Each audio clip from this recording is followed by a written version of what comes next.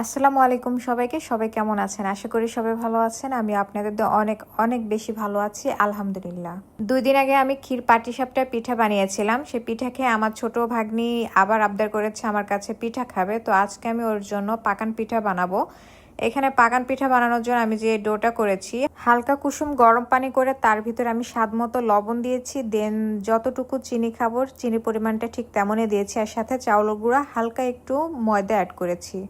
তো বাসায় যে চাউলের গুঁড়ি ছিল, আমি সেই গুঁড়াটা দিয়ে আমি পাকান পিঠা বানাবো। পাকান পিঠা বানানোর জন্য টাটকা যদি গুঁড়ি হয়, সে পিঠা আরও বেশি ভালো হয়, টুপির মতো ফোলে। তো যাই হোক, কিছু করার নেই, যে গুঁড়িটা ছিল আমি সেই গুঁড়িটা দিয়ে করছি। তারপরে পিঠাটা ভালো হয়েছে আলহামদুলিল্লাহ, আর খেতেও অনেক মজা হয়েছিল। যখনই আম্মুকে দেখতাম পাকান পিঠা বানাতো, সাথে আম্মু একটা ডিম অ্যাড করতো। আম্মুর দেখে আমি একটা ডিম দিয়েছি। ডিমটা দিলে পিঠাটা একটু বেশি ফুলে আর টেস্টও বেড়ে যায়। তো পিঠা বানাতে আমি আমার শখের মাটির চুলায় চলে এসেছি। মাটির চুলায় আমার কাছে রান্না করতে একটু বেশি ভালো লাগে।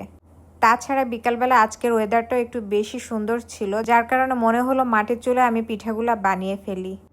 এখন তো বৃষ্টির সিজন, আর ওয়েদারটা একটু বেশি ভালো ছিল আজকের। ঠান্ডা ওয়েদার ছিল। আমার মনে হয় এমন ঠান্ডা আবহাওয়াতে এরকম ফুলকো পাকান পিঠা খেতে একটু বেশি ভালো লাগবে সবার।